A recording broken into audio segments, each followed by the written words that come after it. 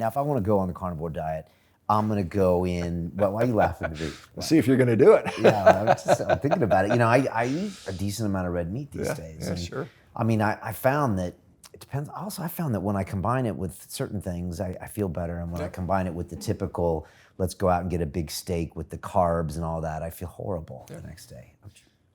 This is an unrelated topic, but I think it's interesting. The saturated fat, and we have one of the misconceptions about red meat is it's all saturated fat. In fact, the main fat in beef is actually monounsaturated fat, which most people don't know.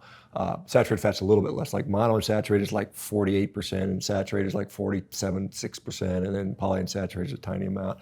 But saturated fat is interesting. Like when you drink wine or alcohol, it actually protects the liver from ethanol-induced alcohol damage to the liver. So it's kind of interesting that if you have a glass of wine, have a steak with that to kind of mitigate that damage potentially. Which I'm not advocating everybody go out drinking, but it's one of those. So that would be one of those benefits for that. Yeah. And so if I went on carnivore, you would start me off and saying, look, have some steaks, have some red meat. But also you're saying, it's okay to have some cheese and some ham and some other things like that. So here's how, if I were to tell you, like, hey, Brian, I'm going to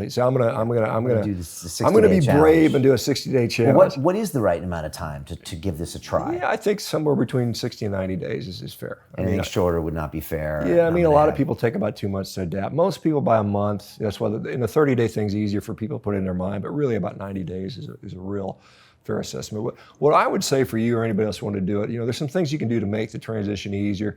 So go from fiber, try to slowly taper that down to where you get to zero, because then you'll have less potential for GI issues. The carbs, same thing, kind of taper down the carbs. So the fiber's all the fruits and vegetables. Yeah, all the stuff that has that in there. And then when you get on the diet, you just, first of all, eat enough. That's the biggest thing. And so and many people fall into this eating pattern about twice a day. That's what I do typically, what most people end up doing, just because your appetite becomes very well regulated. And so you eat enough, it may be steak, it may be egg.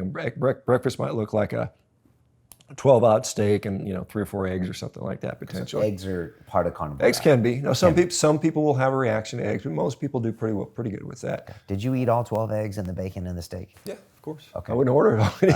You're not a small guy, are you? Yeah, no. I'm like 240 right now, but that's and I had like 28-ounce hamburger patties earlier that day. So I had 28-ounce hamburger patties. Not 8, 1/8 of an ounce. Sorry. So it was like 2.5 pounds. Okay, and they just cook them up, just patty, Yeah. And you eat them straight. Yeah, I had a little bit of cheese on those particular ones, but yesterday was kind of a weird day because I was traveling, and it's not what I would normally do. But and it kind of pisses people off when I go grab a fast food burger. They get, oh my, you're killing the planet, and so on and so forth. When you order a burger, you're killing the planet. Well, that's sort of the belief there that some people think that our beef has to be perfectly raised. And this is another.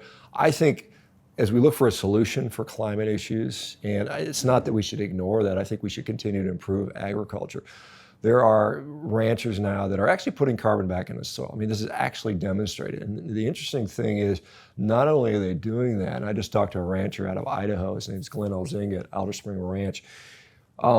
He actually has cattle up in the mountains of Idaho, and he feeds them he has this diverse plant diversity. It's like, it's not just grass, this is all this stuff. And they eat wildflowers, and he goes by and he samples them and sees he tastes the food that they're eating. It's kind of funny. He's like a plant botanist or something like that, and his wife does the same thing. And they're finding that these cows preferentially choose this wide variety of food they like to eat. And the interesting thing is they get big on this because they choose a higher energy food, kind of like what they do in a feedlot, but they're doing it naturally on the food they care to select, and they're putting on just as much weight as they do in a feedlot. Not only that, he has an area of land where he could only run 200 head of cattle. He now can hold 500 in the same area.